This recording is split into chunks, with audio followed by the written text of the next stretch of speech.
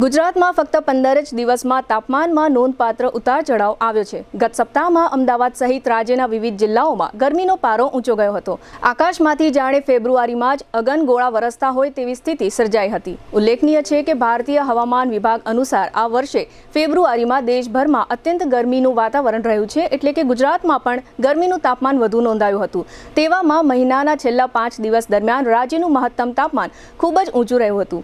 March મહિનાની શરૂઆતમાં એટલે કે જ્યારે ખરેખર ઉનાળાની શરૂઆત થતી હોય છે તે દરમિયાન વિવિધ સિસ્ટમને કારણે આ તાપમાનમાં 5 થી 6 ડિગ્રીનો ઘટાડો નોંધાયો હતો તથા કેટલાક જિલ્લાઓમાં આ ઘટાડો 13 ડિગ્રી સુધી પણ પહોંચ્યો હતો અને જામનગર, દ્વારકા સહિતના કેટલાક જિલ્લાઓમાં લોકોએ આ પાછલા 3-4 દિવસ દરમિયાન સવાર સાંજ ઠંડકનો પણ અનુભવ કર્યો હતો।